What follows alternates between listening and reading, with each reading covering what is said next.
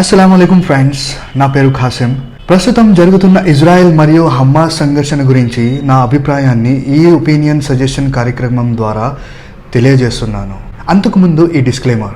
ఈ కార్యక్రమం ముఖ్య ఉద్దేశం తెలుగు ప్రేక్షకులకు సమాజంలో జరుగుతున్న సంఘర్షణల గురించి, ప్రాబ్లమ్స్ గురించి నా యొక్క అభిప్రాయాన్ని మరియు వాటికి సాల్వ్ చేయడానికి మా సూచనల్ని తెలియజేయడం. తెలుగు పండితులు నేను మాట్లాడే విధానంలో గ్రామర్ మిస్టేక్స్ పట్టవచ్చు లేదా శబ్ద ఉచ్చారణ తప్పుగా ఉందని గమనించవచ్చు.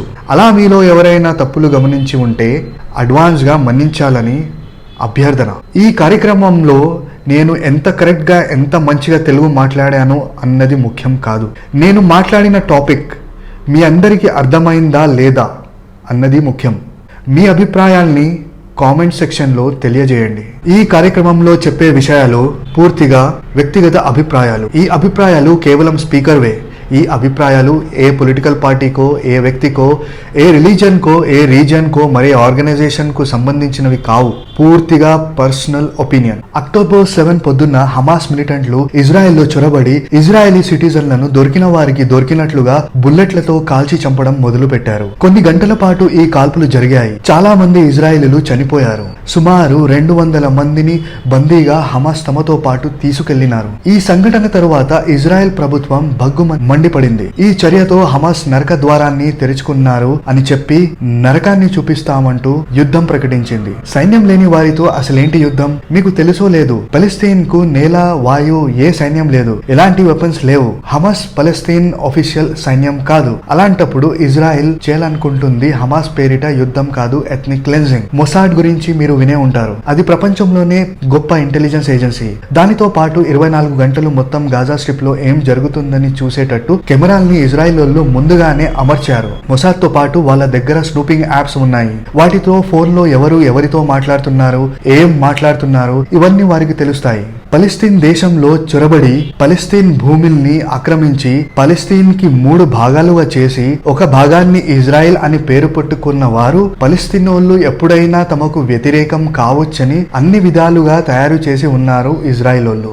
ఏ పక్షి పలస్తీన్ లో ఎక్కడ రెప్పలు కొడుతుంది అన్నది కూడా వారికి తెలుసు. అంతటి ఇంటెలిజెన్స్ వారి దగ్గర ఉండగా, అంతటి టెక్నాలజీ ఉండగా హమాస్ ఇజ్రాయెలోళ్ళకి తెలియకుండా ఇజ్రాయెల్లో చొరబడింది అంటే నమ్మడం కొంచెం కష్టమే. కానీ నిజమేంటంటే హమాస్ ముందర ఇజ్రాయెల్ అన్ని ఏజెన్సీలు, అన్ని టెక్నాలజీలు ఫెయిల్ అయ్యాయి. అందుకే హమాస్ అంతటి దాడి చేయగలిగింది. కోపం మనిషికి మూర్ఖుడిని చేస్తుంది అన్న మాట ఇజ్రాయెల్ తమ చేష్టలతో నిరూపించింది. మొదటి తప్పు ఇజ్రాయెల్ వల్ల ఇంటెలిజెన్స్ ఫెయిల్యూర్. రెండవ తప్పు అతి క్రూరంగా సామాన్యుల పైన రాకెట్ల వర్షం కురిపించడం. హమాస్ తప్పు చేస్తే దాని శిక్ష సామాన్యులకి ఇవ్వడంలో ఎలాంటి వివేకం లేదు, మూర్ఖత్వం తప్ప. మరో కోణంలో చూస్తే హమాస్ పేరు చెప్పి సామాన్యులని చంపడం, బతికిపోయిన వాళ్ళని అక్కడ నుంచి తరిమి కొట్టడం, ఆ పైన మొత్తం గాజాను కైవసం చేసుకోవడం వారి ప్లానా? చేష్టలతో అలానే అనిపిస్తుంది. ఇజ్రాయెల్ లాంటి దేశం మూర్ఖత్వం చేస్తుంది అంటే నమ్మడం కష్టమే. ఏది ఏమైనా నిజ నిజాలు అల్లాహ్ సుబ్హానహు వ తఆలాకి తెలుసు. మనకి తెలిసిన ఫ్యాక్ట్ ఏంటంటే ఇజ్రాయెల్ సామాన్య ప్రజల మీద బాంబులు విసిరింది. ఇది ఒక పెద్ద యుద్ధ నేరం. ఎవరు ఏం చెప్పినా, ఇజ్రాయెల్ ను ఎంత వెనుక వేసుకొచ్చినా, ఎవరు నమ్మినా నమ్మకపోయినా ఇది ఒక నిజం. ఎవరైనా నిరాకరిస్తే వారు ఫేక్ న్యూస్ కి గురి అయిన వారుంటారు, లేదా వారు పలస్తీన్ ఇజ్రాయెల్ గురించి ఏమీ తెలియని వారై ఉంటారు. ఈ బాంబుల దాడిలో ఎంతో మంది సామాన్యులు చనిపోయారు. అందులో అత్యధికంగా పిల్లలు, ఆ తర్వాత మహిళలు ఉన్నారు. ఈ రాక్షస దాడి ఇజ్రాయెల్ చేసింది అంటే సిగ్గుచేటు. ఎందుకంటే వారి పెద్దలు జర్మనీలో హిట్లర్ ద్వారా అన్యాయాలకు గురయ్యారు. వారికి తెలుసు ఇలా సామాన్యులను టార్గెట్ చేయడం సరికాదని. అది తెలిసిన చాలా మంది ఇజ్రాయెల్లో ఇజ్రాయెల్ దేశంలో ఉన్నా లేదా విదేశాల్లో ఉన్న ఇజ్రాయెల్ చర్యలను ఖండిస్తున్నారు. 2 హాస్పిటల్స్ ని రాకెట్లతో పడగొట్టారు. అక్కడ శరణం తీసుకుంటున్న చిన్నారులు, మహిళలు, పెద్దలు, ప్రెగ్నెంట్ మహిళలు, రీసెంట్ గా పుట్టిన పిల్లలు ఉన్నారు. చాలా మంది చనిపోయారు. ఆ సంఘటన గురించి వింటుంటేనే ఎంతో రాక్షసత్వాన్ని తెలియపరుస్తుంది. అక్కడ ఉన్న చిన్నారులు అనుభవిస్తున్నారు అని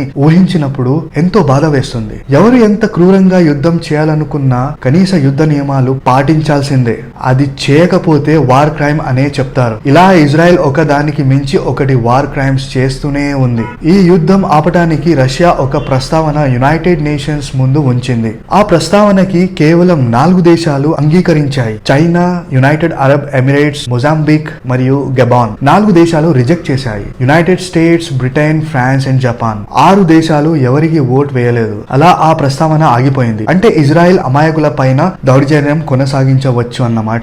దీనికి వారు చెప్పే వంక మా సేఫ్టీ కోసం మేము పోరాడుతున్నాము అని. మరో విషయం గమనించారా? పెద్ద పెద్ద మాటలు మాట్లాడే అమెరికా, బ్రిటన్, ఫ్రాన్స్, జపాన్ సామాన్యుల మీద అత్యాచారానికి మద్దతు పలికాయి. ఇది ఎంత దిగజారిన పనో మాటల్లో చెప్పలేం. మానవ జీవితం కంటే వీరికి తమ పాలిటిక్సే ముఖ్యం. ఇజ్రాయెల్ మరియు హమాస్ మధ్య ఈ సంఘర్షణ ప్రపంచానికి 3 భాగాలుగా విభజించింది. మొదటి భాగం ఇజ్రాయెల్ కి సమర్థించేవారు. వీరు శత్రువు అంతం చేసే వరకు యుద్ధం జరగాలని కోరుకునేవారు. రెండవ భాగం పలస్తీన్ కి సమర్థించేవారు. వీరు కూడా శత్రువు అంతం చేసే వరకు యుద్ధం జరగాలని కోరుకునేవారు.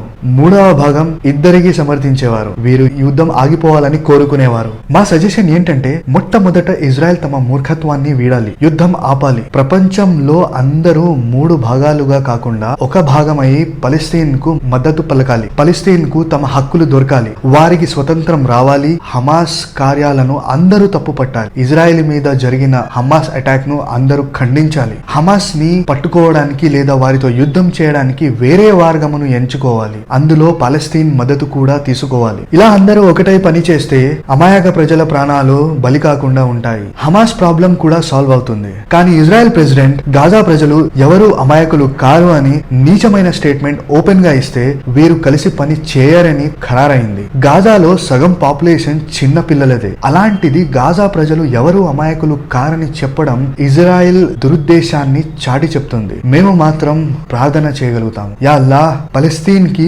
ఫ్రీడమ్ ఇప్పించండి. ఇజ్రాయెల్ సేనతో, ఇజ్రాయెల్ ఆపరేషన్ తో అక్కడ చిన్నారులకు, మహిళలకు, పురుషులకు, పెద్దలకు అన్ని విధాలుగా సురక్షతను అందించండి. వారి జీవితాల్లో సంతోషాన్ని నింపండి. ఇజ్రాయెల్ కు సద్బుద్ధిని ఇవ్వండి. పలస్తీన్లతో గొడవ పడకుండా సుఖశాంతులతో ఇరు వర్గాలు తమ జీవితాన్ని గడపడానికి అవకాశం ఇవ్వండి. ఆమీన్.